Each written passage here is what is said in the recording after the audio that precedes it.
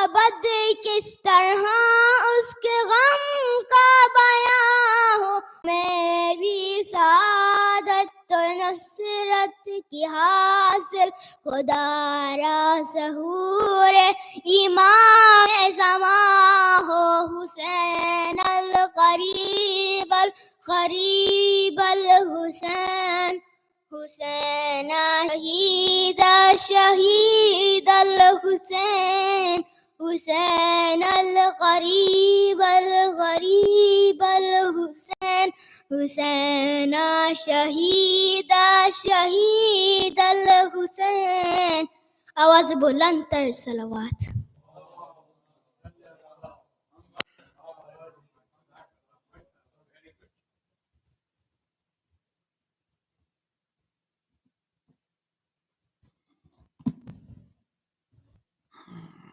Nice, salawat.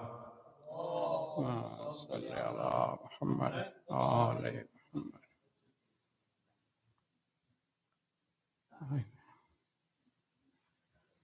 Call me to Karbala, Ya Maula, Ya Hussein.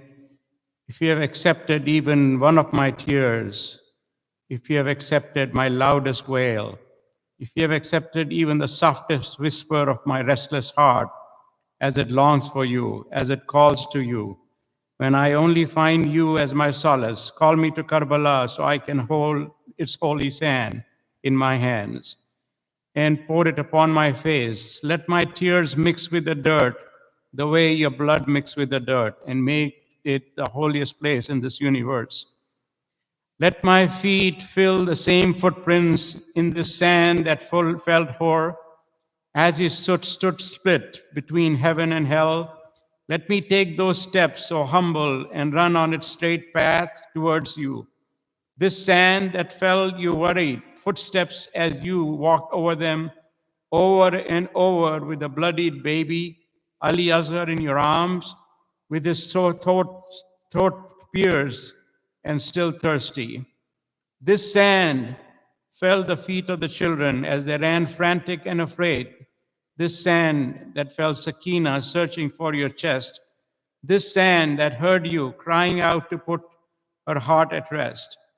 The sand that fell the feet of Zainab running towards you, her heart racing to see your last breaths, your heart pounding as you lay bleeding under the weight of shimmer, begging, this sand keep her from seeing the horror, this sand torn between the love of the sister and brother.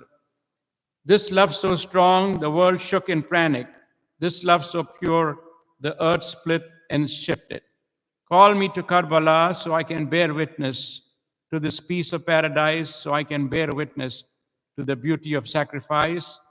Call me to Karbala so I can know what it means for Hawa to mean both wind and love. Let this wind carry me the way it carried the words of Qasim, sweeter than honey.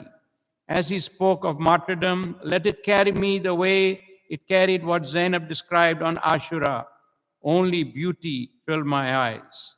This wind witnessed Ashura and could not take the innocent blood of Asghar, the wind that apologized for making the air so dry, that heard the children as they cried, Al-Atash, Al-Atash.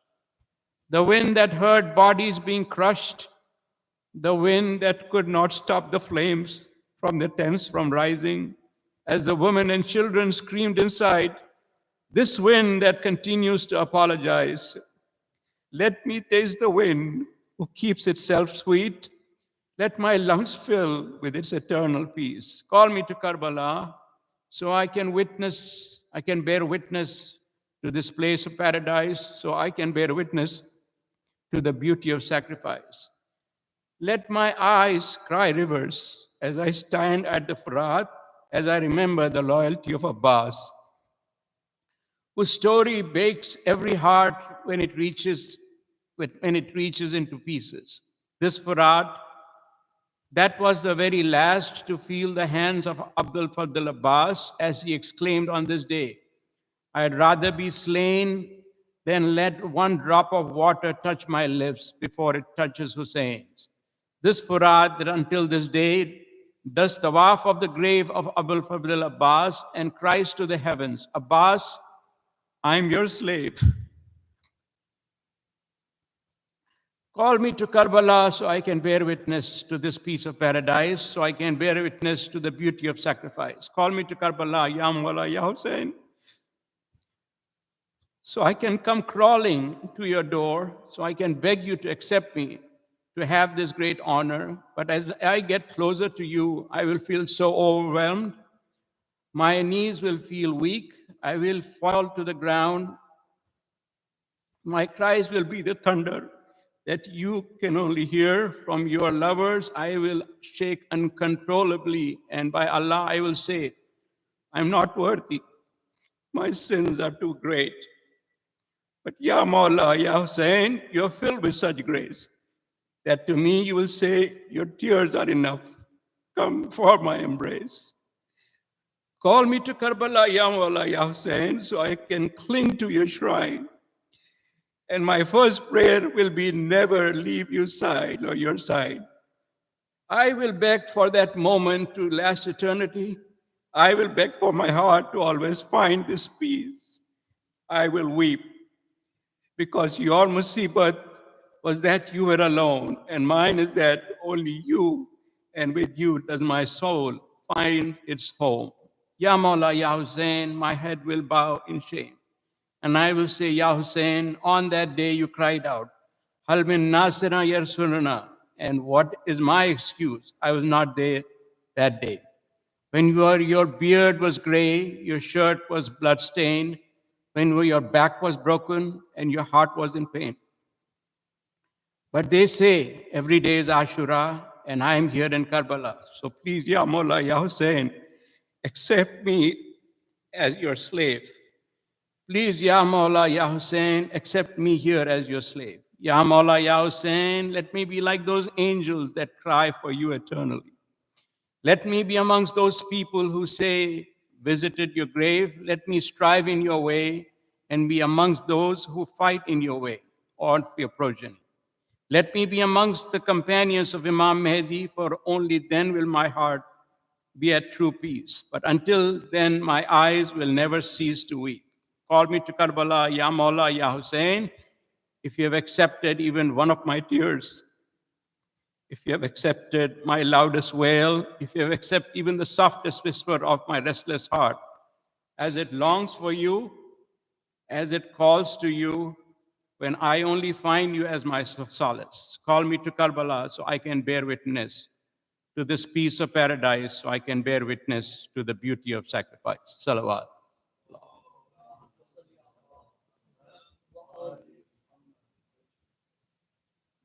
Right.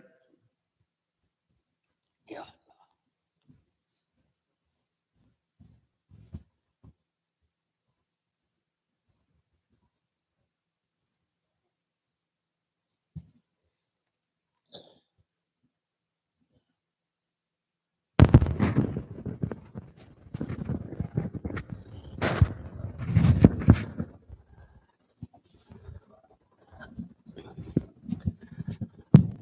बर मोहम्मद वाले मोहम्मद सलावत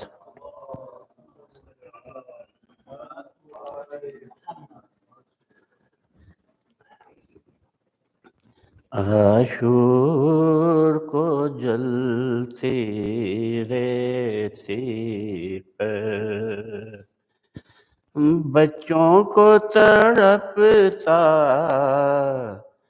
छोड़ दिया आशूर को जलती रेती पर बच्चों को तड़पता छोड़ दिया ऐ बहते दरिया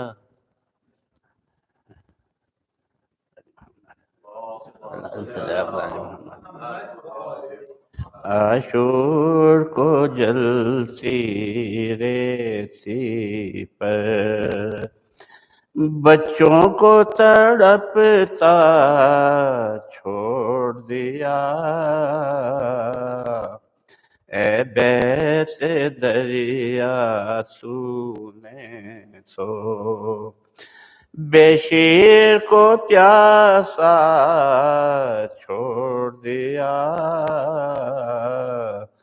عاشور کو جلتی ریتی پر اللہ رے بلندے اصغر کی پانے کی طرف سے منہ موڑا مجبور جو دیکھا بابا کو مجبور جو دیکھا بابا کو پانی کا تقاضا چھوڑ دیا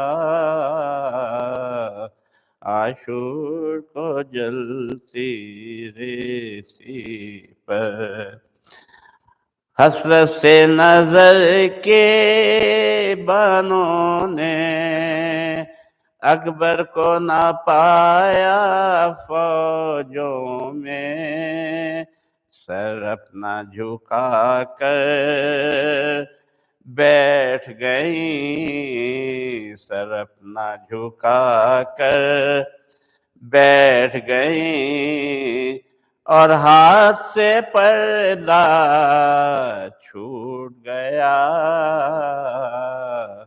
عاشور کو جلتی ریتی پر برچھی کی انی ایسی سی لگی اکبر کو قرار آتا ہی نہ تھا دیکھا جو سرہانے بابا کو اکبر نے تڑپتا چھوڑ دیا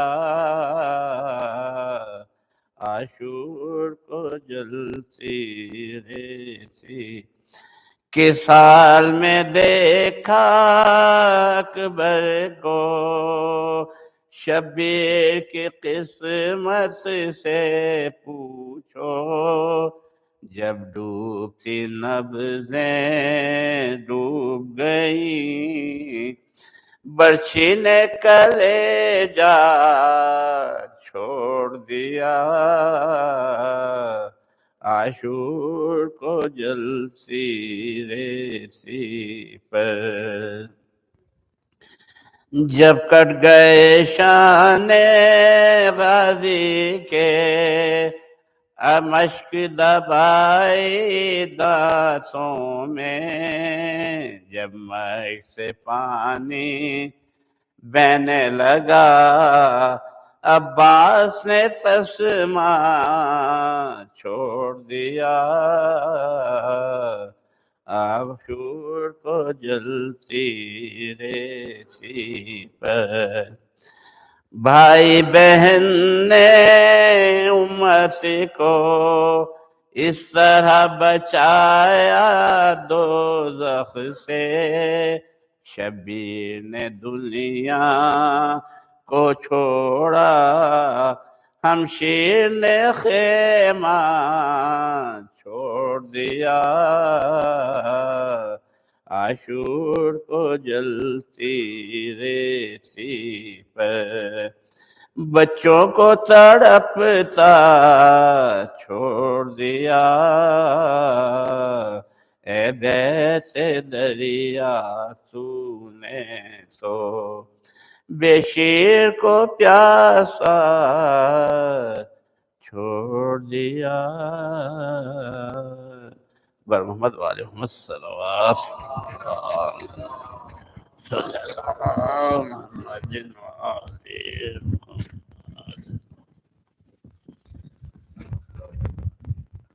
I would like to invite Sayyid Adel Makki to the member to address the majlis. With the last loud, if we can ask you to come closer with a salawat. Allahumma salli ala Muhammad wa ali Muhammad.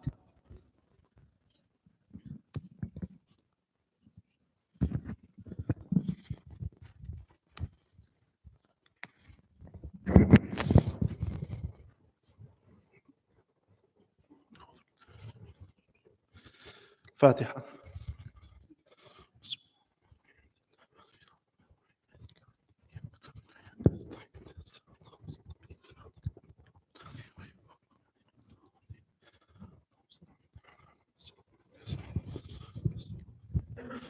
أعوذ بالله من الشيطان الرجيم بسم الله الرحمن الرحيم والصلاة والسلام على أشرف الخلق وأعز المرسلين سيدنا وحبيب قلوبنا وشفيع ذنوبنا أبي القاسم محمد وعلى آل بيته الطيبين الطاهرين.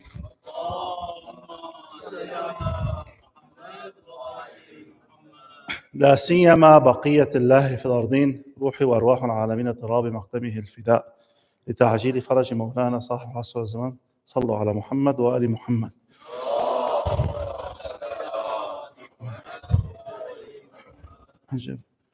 For the health and safety of our loved ones, the Muslim Ummah, our Maraja, and especially our leaders, please recite a third one even louder. Allahumma salli ala Ali Muhammad wa'ajjil farajah. Quick recap about what we spoke about yesterday. We began by speaking about the importance of having goals. And we said that setting clear goals is the first step towards accomplishing something meaningful. And Allah subhanahu wa ta'ala mentions in the Holy Quran about these things, about the importance of setting goals. One of the ayat, Allah subhanahu wa ta'ala says, and those who strive in our ways, we guide them. To strive in someone's ways, you have to have a goal. You can't strive by waking up in the morning and saying, oh, where am I going today? So it's very important, and the topic of my speech is not about goals, but it's very important to set goals. And achieving goals is a significant aspect in our life and our personal growth. If we want to grow, truly, we need to have goals. And especially the young ones. This is something very important. And that's what we said, in essence, having goals and understanding your goal is like a compass that provides direction. The goal of a compass, it gives you direction. If you have a goal, I want to head north. This compass's goal is that wherever you're standing, it is going to point toward north. And it's going to guide you, toward that goal that you want to set. And it keeps you motivated. And another thing it helps you navigate through the challenges. No matter where you are, the compass is going to always point toward north if you're heading north. That's why it's important to set goals. And it starts small. Start small. Don't have huge goals that it's very hard to accomplish. Mini goals. And remember, building a house started with one brick. Building a house started with that one brick. Someone had to make the intention that I want to put that brick down. And then, alhamdulillah, slowly, another brick, and then eventually we had a house. So start small. Baby success. And then we went into the goals of understanding the mission and the movement of Abu Abdullah. And we said in order for us to understand the goals and the mission of Abu Abdullah, we need to dive into the opinions of what is the mission of Abu Abdullah and what are the goals of Abu Abdullah. Because by us understanding the goals of the movement of Abu Abdullah, we can align our compass with the compass of Abu Abdullah. And if we don't have an understanding, how can I align? How can I be a Husayni? How can I be a Zainabi? How can I be a Ali Akbari? If I don't know where the compass is, today it's north, tomorrow it's south, where is this? So it becomes very important to understand the goal, not just know it. I need to understand it. I need to have conviction that this is the goal. Sallallahu ala Muhammad wa ali Muhammad.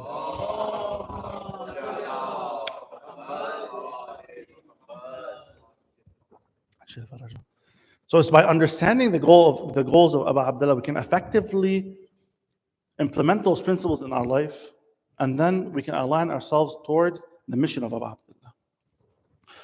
And we said that the goal of Abu Abdullah, the famous phrase that is being said is, that we hear from the Manabir and usually from our ulama, is وَإِنَّمَا خَرَجْتُ لِطَلَبِ الْإِصْلَاحِ فِي أُمَّةِ جَدِّي. That rather I have come out to seek reform in the nation of my grandfather. I will enjoy what is right and forbid what is wrong. This is the core of where our speech is revolving around. And that's why the question that we began yesterday is, what is the difference? Because this is just a phrase, but there's multiple interpretations and philosophical interpretation of the goals when it comes to the movement of Abu Abdullah. Our scholars have different opinions. What does this mean? And that's why I said I'm going to present 6 points. Yesterday I presented 2. The first being, we said that some scholars believe that the movement of Abu Abdullah is a specific task assigned to Abu Abdullah. And we will not be able to understand and comprehend the reason and the goals because this is something specifically assigned to him. And that's why that if to them they're saying this, that if you were to look at the words of Abu Abdullah and what he said, we can't understand or comprehend the objections of his movement since it's specifically prescribed to him only. Similarly to Salat al-Layl. If you come and ask me, Sayyid, why is Salat al-Layl wajib on the Prophet and the Ahlebaith? I don't know why. Okay, but it's something wajib upon them. I can't make it wajib upon anybody else. That's something to them only. For us, it's mustahab. But to them, it's a wajib. And we don't know why. And we can't comprehend why. I can't say the goal of making Salat al-Layl wajib was because 1, 2, 3. So that was the first opinion. And we spoke about yesterday that we rebelled this opinion. The second opinion is that the movement of Abu Abdullah, the reason Abu Abdullah did what he did was in order to protect himself. That he was doing what he was doing because he wanted to protect himself. That's why he was moving around. First he started from Medina, then he went to Mecca. Okay, and then after the enemies came, okay, they wanted to take allegiance from him. He moved from Mecca to Kufa. It was just a reaction that he was doing to what was happening. He never had a plan. These people of this opinion said, okay, Abu Abdullah's goal was to protect himself. And that's why he was moving around from place to place. He was just reacting to what's happening. Okay? And martyrdom was just the last thing that he couldn't just get out of it. Okay, they would not let him go, and therefore he just reached martyrdom. This was a second opinion. Sallallahu ala Muhammad wa ali Muhammad.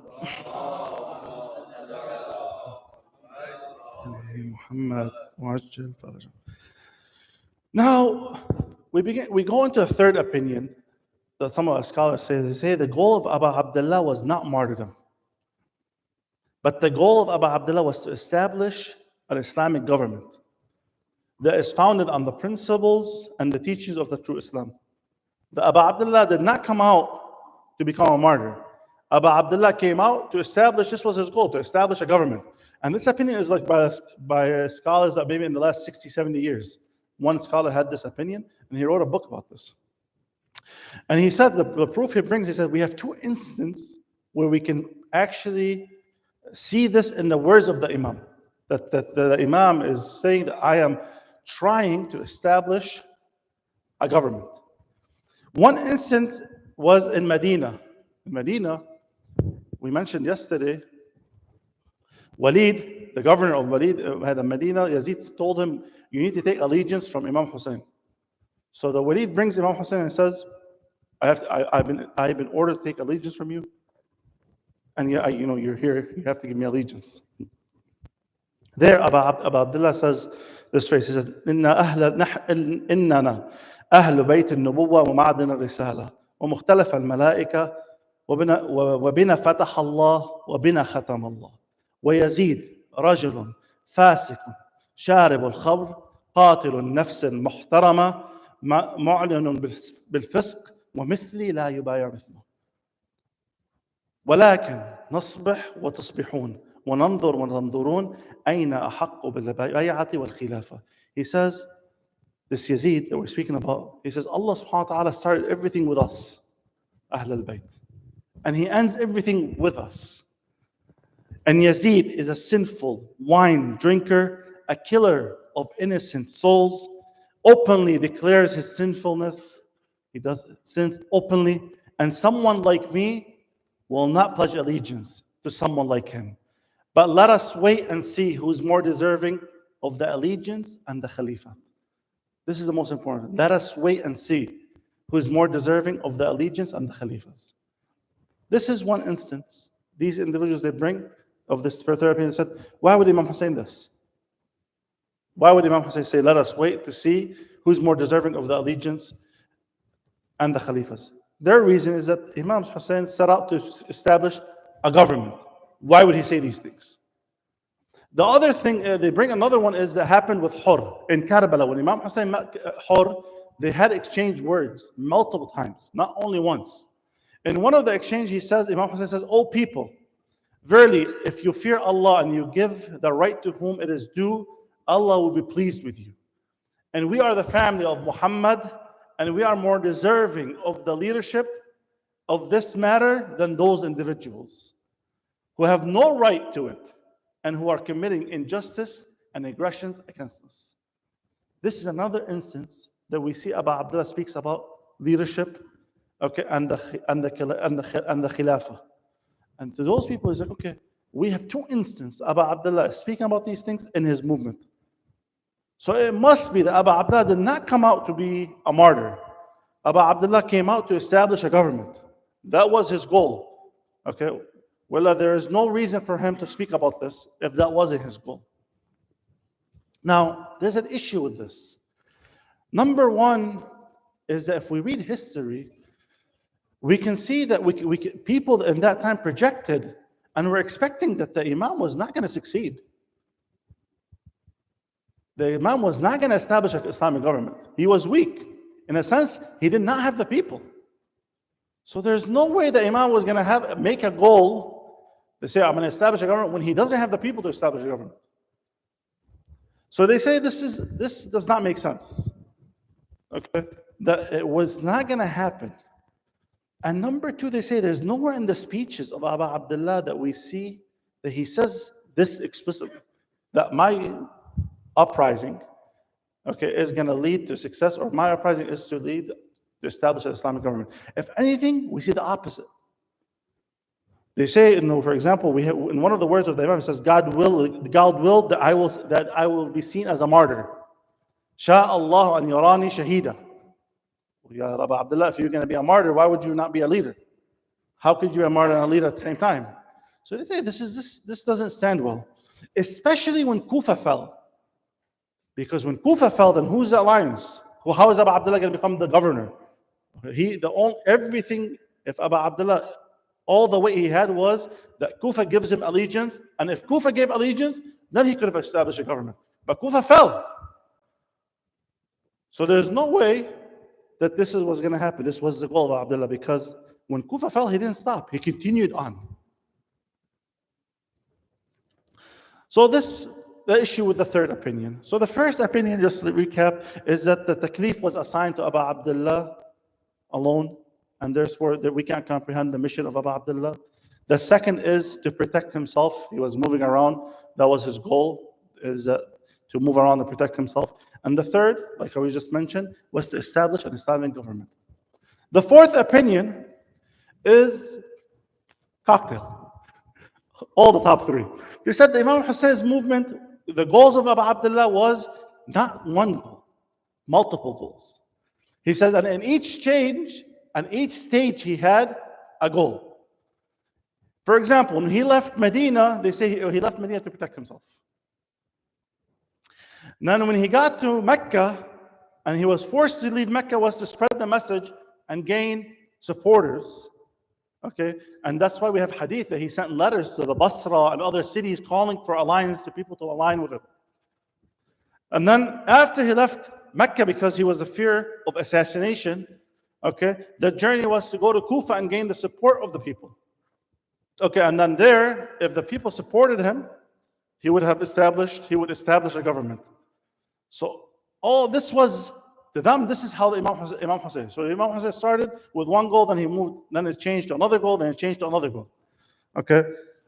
And I think about it, I don't want to talk much more about it, but you guys know this, what the problem with this, okay, is what's the goal for Imam Abdullah? You leave just to protect yourself, then it is to establish a government. There's a whole spectrum of things. Sallallahu ala Muhammad wa ali Muhammad.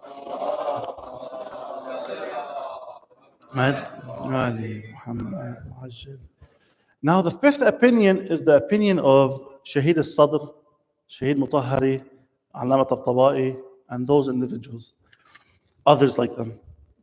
They say the goal of the Imam was martyrdom, but not like the first opinion, where it was specifically tasked to him. That was a taklif that we are not able to understand. They say no. But the goal of Abu Abdullah is martyrdom, but this martyrdom will cause an awakening in the ummah. Okay? That it carried a message that will awaken the nations. Similar to today. Give you a good example. Palestine. What was happening in Palestine didn't start yesterday or 10 months ago. It started 70 years ago. Correct? But we see in the last 10 months was the genocide, the amount of injustice and the dhulm that has taken place. It has awakened the hearts of people that have nothing to do with Islam. Okay? They have come to know about the message of Palestine because of how much oppression has been taking place. It has awakened the hearts of students. White Americans have nothing to do with Palestine, to the extent they are willing to give up their scholarships and their acceptance in top-notch universities because they said, this can't exist on my time. I can't see children and women and elderly people and innocent people killed like this under my watch and say, I'm accepting. That the message of Palestine in the last 10 months has awakened the hearts of individuals when they don't even want to be awakened. So the message of Abu Abdullah was like, okay, I do want martyrdom, but the martyrdom that I am seeking is to awaken the hearts of the people. Okay? That's why the family was with him. That's why his close companions were with him. That this is not someone that wants to cause an uprising. No, this is someone who wants to cause a shake. He wants to shake the hearts of the ummah. And that's what they say when Imam Hussein's goal was to reach martyrdom, is to not to only awaken, but to eradicate the government of the Umayyads. Similar to what we see happening today. When these students are coming out, and they're the students, when you see non-Muslims coming and fighting your war, your own fight, better than the Muslims, you're like, well, I mean, these people have more things to lose than I. What is there for me? To them, they're white. They're not Muslim. They probably will never go to Palestine. And Palestine to them has nothing to do with it. It's not part of their faith. It's part of our faith, the first Qibla. But then you see them doing more what our own communities are doing. That's when it's sad. But they're shaken. So Imam Hussein said, I don't only want martyrdom, I want to eradicate the system of Umayyad. I want to remove them. And not only that, while doing that, I want to bring respect back to the Ahlebaith, so that no other individuals in the coming governors will disrespect the Ahlebaith the way I was disrespected. And the proof we see that actually it did work. After the martyrdom of Abu Abdullah, no Imam died like Abu Abdullah. That's why Imam Hassan, what does he say? La yawmuka ka yawmuka Abu Abdullah. There's no day like your day. So Imam Hussein, when he did reach this martyrdom, he made sure that the respect of the Ahlul Bayt is brought back to the extent that any rulers that came after Yazid and killed the Ahlul Bayt, they did not actually want to say anything that we killed them. They would say, we had nothing to do with it. That's why they poisoned them. And some of them actually attended the funerals with them. And if you go to Mashhad, they're actually buried next to them. To confuse the people, how can I hate him and be buried next to him? How can I hate him and I married him my own daughter? It does not make sense. Confuse the people. And this was the fifth opinion. And there's thoughts about this opinion when I speak about the sixth opinion. Sallallahu ala Muhammad wa ali Muhammad. Ali Muhammad. Now the sixth opinion is the opinion of the Rahbar, Sayyid Ali al-Khamenei. He differs from all of them. He says the people of the third opinion, those individuals that said that the goal of the mission of Abu Abdullah was to establish a government, and the people of the fifth opinion, that the message, that the martyrdom of Abu Abdullah was supposed to carry a message to awaken the people, they confused things together. There's a confusion. He says, Sayyid Ali Khamenei, there's a confusion between the goal and the objective. The goal of Abu Abdullah is to bring this revolution in the religion of his grandfather. He said it. إنما خرجت لطلب الإصلاح في أمة جدي. So he says, this is the goal. And the outcome is different. Inshallah, we'll speak about this. I'm going to bring this an example before I speak about what the Rahbar says. He says, Let's take, for example, this is an example I brought. He didn't say this. I want to open a clothing store. So my goal is to open a clothing store. I'm going to go, I put a plan together. I'm going to go to Pakistan. I'm going to go to Turkey and pick up the clothes. And I'm going to come up, set up shop here in Detroit. This is my goal. I traveled. I went to those countries. I picked up the clothes. And I came here and I opened a shop. Your goal is what? To open a shop. We opened the shop. The outcome is something else. Whether you succeed in opening a shop, if the business thrives and becomes successful or not, that's something else. But nobody can say you did not accomplish your goal. If we come here and say, what was your goal? Well, open a shop. Why is business bad? That is the outcome. That is something else. The goal for me was to open shop. And the outcome is something else. So you being successful and not successful in this business, that's called outcome. And that has nothing to do with the goal. And this is sometimes we mix up these things together, even in our own life. I'll give you an example that also sometimes that in our communities. I own a small business, for example. I want to employ and hire one of the mu'mineen. So I find one of the believers and I hire them. The goal was to employ one of the mu'mineen. Now this mu'min that I employed was not trustworthy. Sometimes what we do is we throw the baby with the bathwater. We're like, you know what? This is what happens when I employ one of the mu'mineen. Habibi, your goal is correct. The outcome was wrong. The goal of employing one of the mu'mineen is correct, and that's something noble, and we get ajr for it. The one you chose you did not do it correctly. So next time you go about it, think about what you did wrong and carry out the plan differently. Because the outcome was wrong, not the goal. Especially in our community, sometimes, for example, when we see individuals, they have bad experience of getting married. They're like, oh man, marriage is bad. And then when other people come talk to them, they're like, should I get married? They're like, no, don't get married. Like, why? Because he had a bad experience.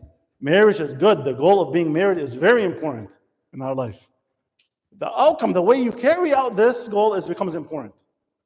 Okay? So then, let's bring it back to what the Rahbar is saying. He says, okay, Imam's goal was to bring reform to the nation of his grandfather. That is the goal. But the Imam found himself faced with two choices. Either I reach martyrdom that will awaken the ummah, okay, or I'll establish a government that would rectify what Yazid has brought and the Umayyads has brought to the religion of my grandfather through the people of Kufa if they give me allegiance. These were my two choices. But the goal is to bring reform. How I do it, I have these two plans. Either martyrdom, or if the people of Kufa wakes up and they join me, then I'm able to do it. Okay? Sallu ala Muhammad wa ali Muhammad.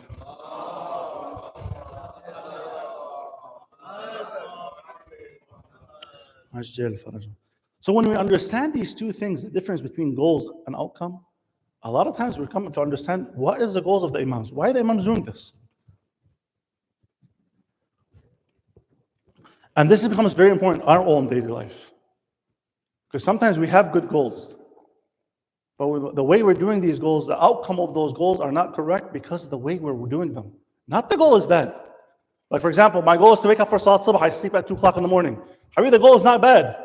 It is you sleeping at 2 o'clock in the morning that is not making you wake up for Salat Subh. Don't blame Salat Subh and go blame Allah subhanahu wa ta'ala. God, man, why would you make Salat Subh at 5 o'clock? If God made it at 6 o'clock, you're not going to wake up. If God made it at 8 o'clock, you're not going to find an excuse not to wake up. You're like, God, man, I got to work. So the goal is not always the problem. It is the outcome that's the problem.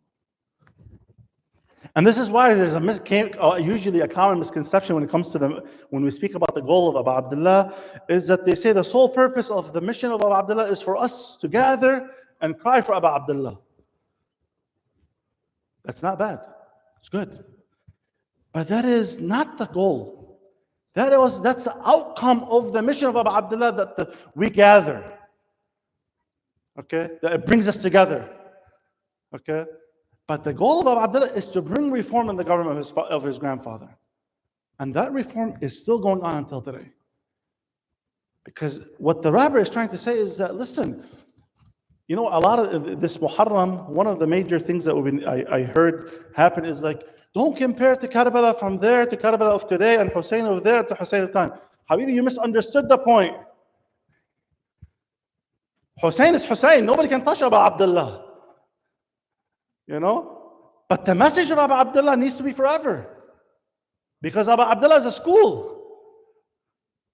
Ahlebaith are the school. The goal is there.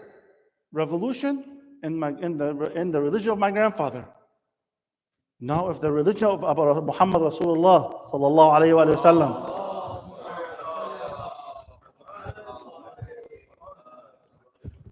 was going astray, do we just sit down and say, that's not my job? We have nothing to do with this. This is the role of Abu Abdullah. This is why it's important to understand the difference between goals and outcomes, so that we can understand of the Ashura of today. And Ashura is Ashura, it's noble. Karbala is Karbala, it's noble. Okay, but it's a school, and me and you are part of the school. That's why Imam Khomeini says, what did he say? Inna kullu ma ladayna, everything we have is from the barakah of Ashura. That's why Imam Khomeini was Imam Khomeini, and that's why he was able to do what he was able to do. So it's very important to understand these 2 points. Don't make Abu Abdullah something that is untangible. He's the teacher. We are the students. Sallu ala Muhammad wa ala Muhammad.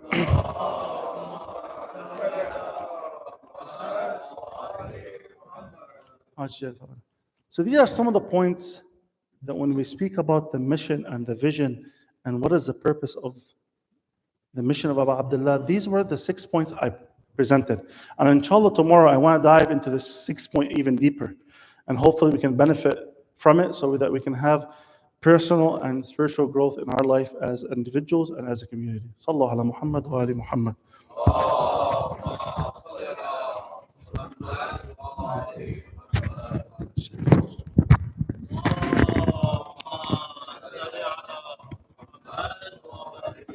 Aren't you reading?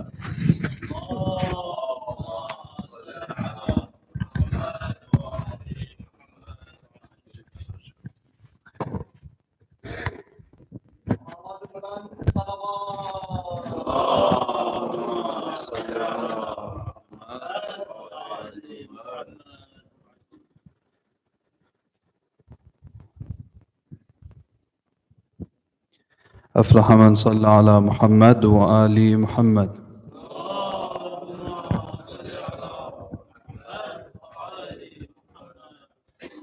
اللهم صل على محمد وآل محمد. اللهم صل على محمد وآل محمد. اللهم صل على محمد وآل محمد. اللهم كن لوليك الحجة ابن الحسن صلواتك عليه وعلى آبائه في هذه الساعة وفي كل ساعة وليا وحافظا وقائدا وناصرا ودليلا وعينا حتى تسكنه أرضك طوعا وتمتعوا فيها طويلا يا ابن الحسن يا ابن الحسن يا ابن الحسن all together يا ابن الحسن يا ابن الحسن يا ابن الحسن our hope in the dark your light a beacon a heavenly spark through tears and prayers we yearn to see your bright face, our Savior, our destiny. Ya ibn al-Hasan,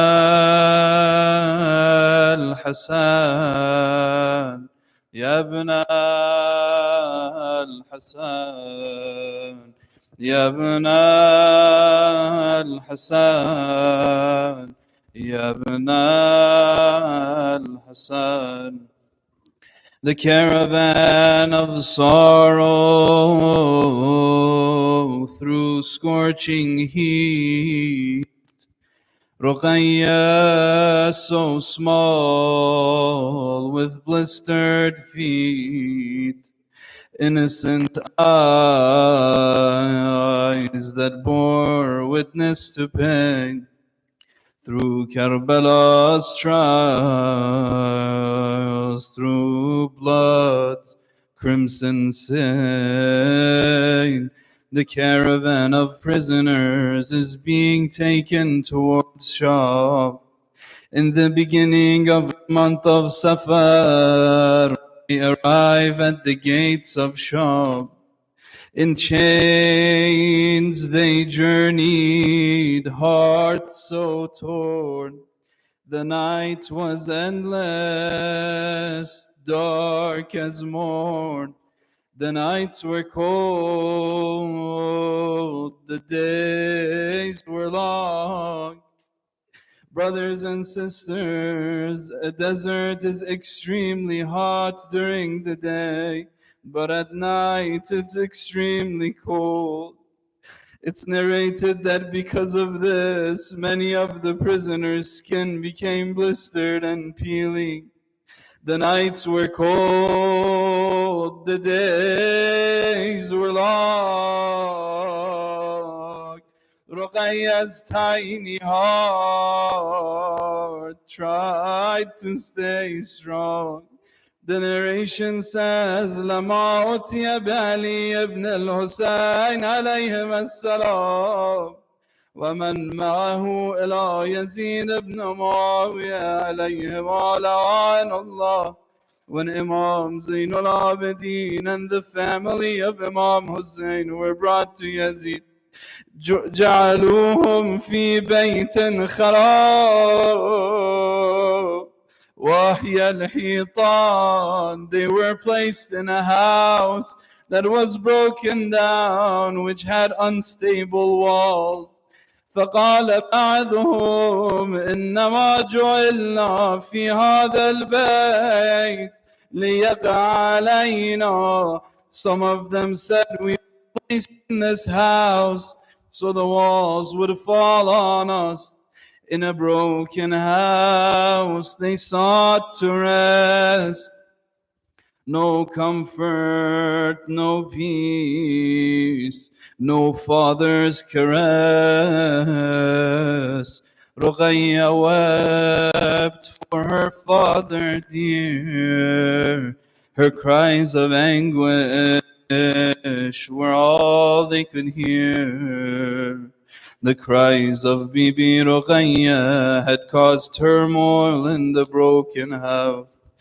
She for her father, everyone else cried as well, until Yazid La'natullah alayhi woke up from his sleep. He asked his guards, what is this commotion going on? The guards replied, there is a little girl who won't stop crying for her father Hussein.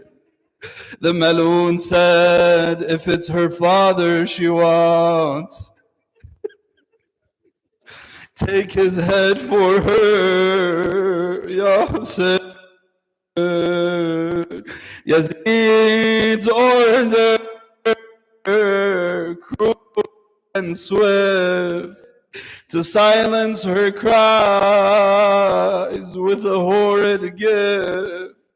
A tray was brought covered in dread. Ruqayya's small hands uncovered the head. When Ruqayya uncovered the tray, she called out, فَقَالَتْ مَا هَذَا الرَّأْسُ, what is this they brought to me?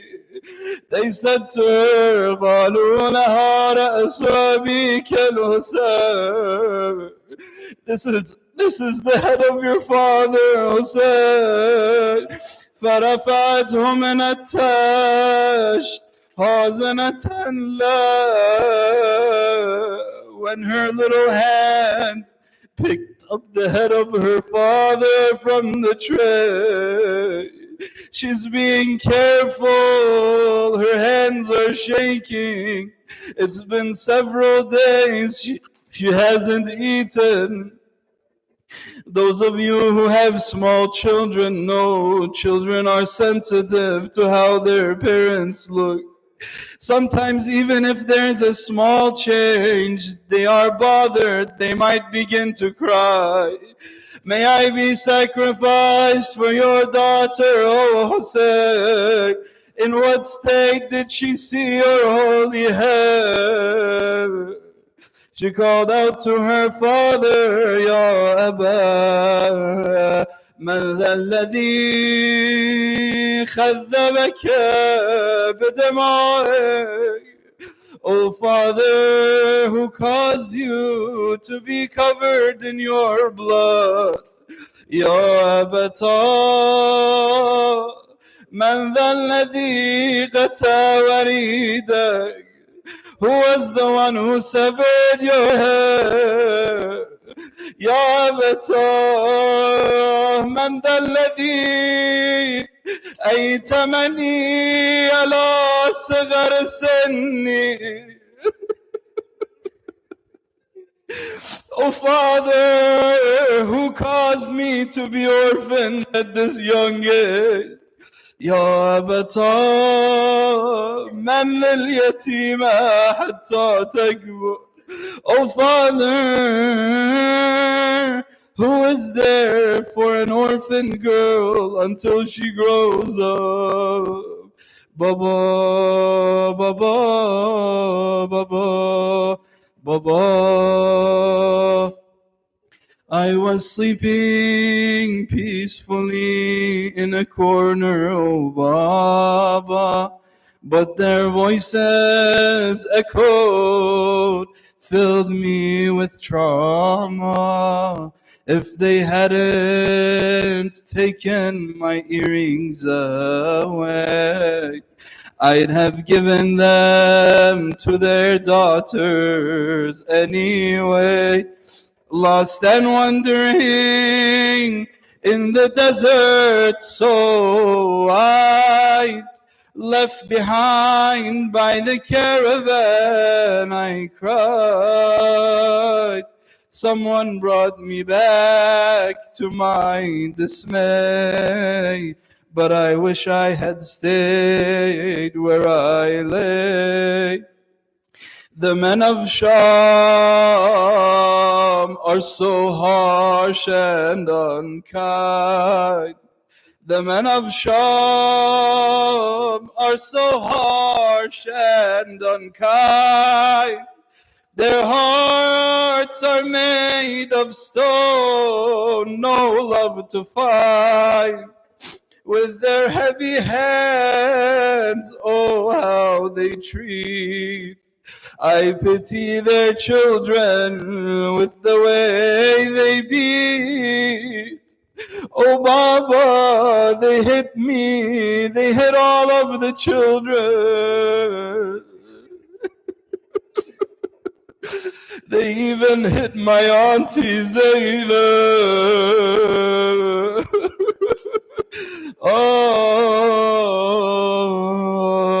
they hit me so hard. My vision is still blurred. The pain in my steps, my movements deterred.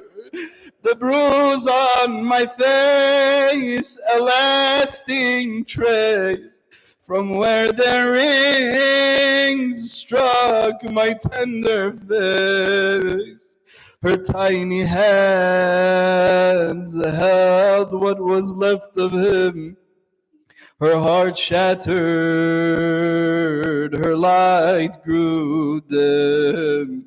Her voice grew faint, her breath was weak. The weight of sorrows too great to speak.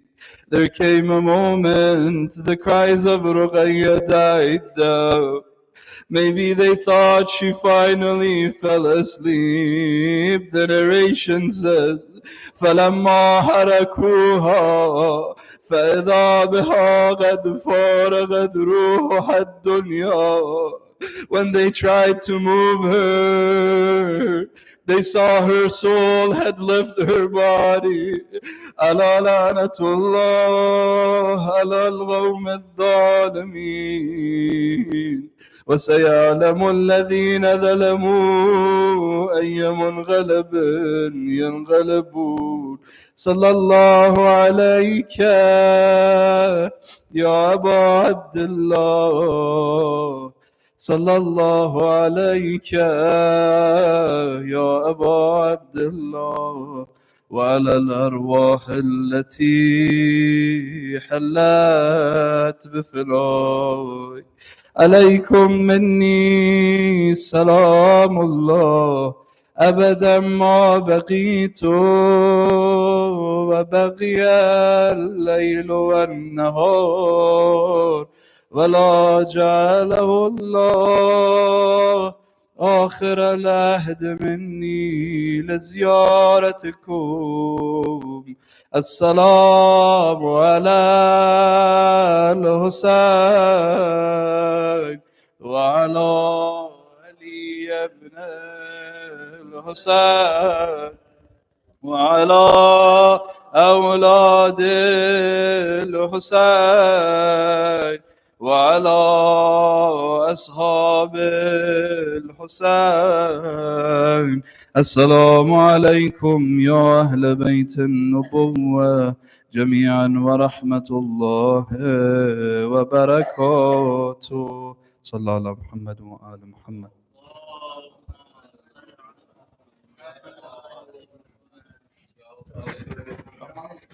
يا حسين يا حسين يا حسين يا حسين يا حسين يا حسين يا حسين يا حسين يا حسين.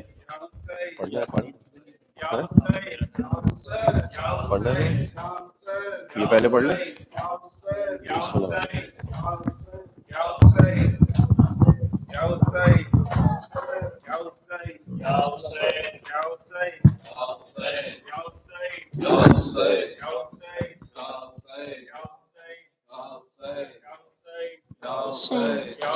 अब्बास न लौटे, अब्बास न लौटे, मकतल की जमीन भाग गई, अब्बास न लौटे, शेर आ गए, माश्क आ गए, अब्बास न लौटे, आ गए, माश्क आ गए, अब्बास न लौटे, इस शान से मकतल को सदारा था अलमदार, इस शान से मकतल को सदारा था अलमदार, اس شان سے مقتل کو صدارا تھا لمدار، آدھا کی نظر کھا گئی عباس نہ لوٹے، شہ آ گئے مشق آ گئی عباس نہ لوٹے، بہتا ہوا کانوں سے لہو سوکھے ہوئے لب، بہتا ہوا کانوں سے لہو سوکھے ہوئے لب،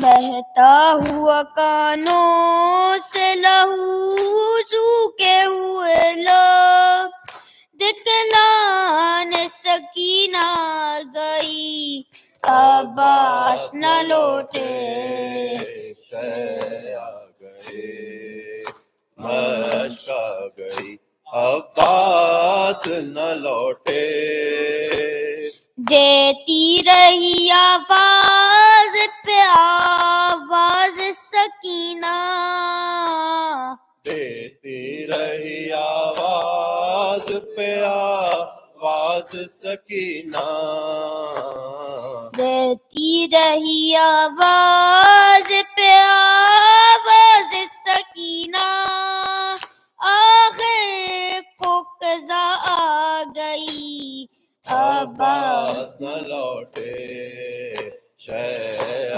گئے مشق آ گئی عباس نہ لوٹے، پانی کے لیے مشق کو علم لے کے گئے تھے، پانی کے لیے مشق و علا لے کے گئے تھے، پانی کے لیے مشق کو علم لے کے گئے تھے، دن ڈل گیا رات آ گئی عباس نہ لوٹے، شہ آ گئے مشق آ گئی عباس نہ لوٹے، یا حسین یا حسین یا حسین یا حسین یا حسین یا حسین یا حسین،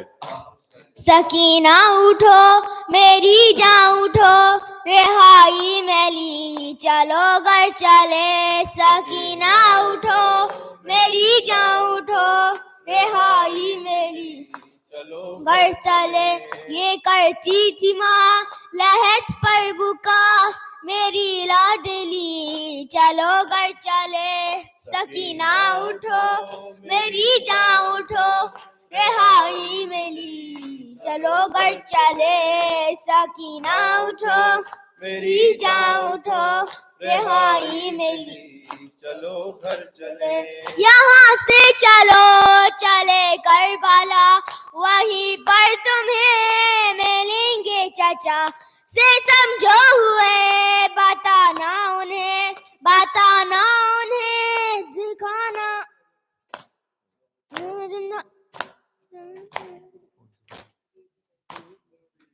چلو گھر چلے، سکینہ اٹھو میری جاں اٹھو، رہائی ملی چلو گھر چلے، سکینہ اٹھو میری جاں اٹھو، رہائی ملی چلو گھر چلے، بتانا انہیں سبھی سختیاں ملی کس قدر تجھے گل کیا، ہماری رضا لٹی کس طرح چینی کس طرح تیری بالیاں، بتانا انہیں بجھی کس طرح تیری تشنگی، چلو گھر چلے، سکینہ اٹھو میری جاں اٹھو، رہائی ملی چلو گھر چلے، سکینہ اٹھو میری جاں اٹھو، رہائی ملی چلو گھر چلے، بدر سے ملو تو دل جوئی ہو،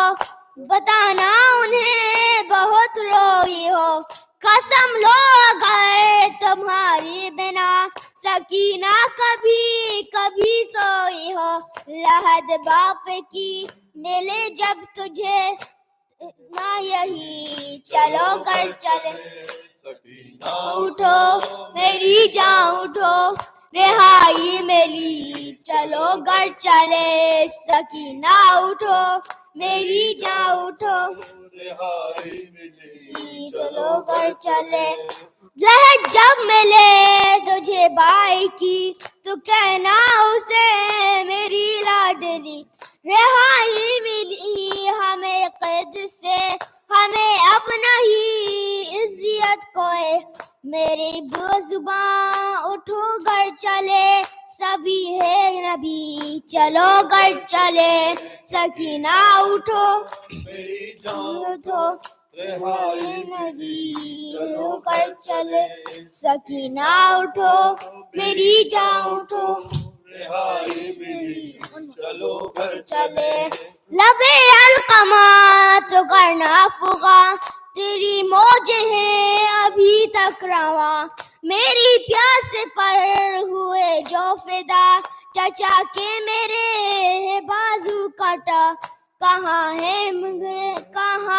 علم کہاں ہے جاری چلو گھر چلے سکینہ اٹھو میری جاں اٹھو رہائی ملی چلو گھر چلے یا حسین یا حسین یا حسین یا حسین یا حسین یا حسین یا حسین یا حسین یا حسین کیسے ہوں مسلمان چراغوں کو بجھا دو کیسے مسلمان چراغوں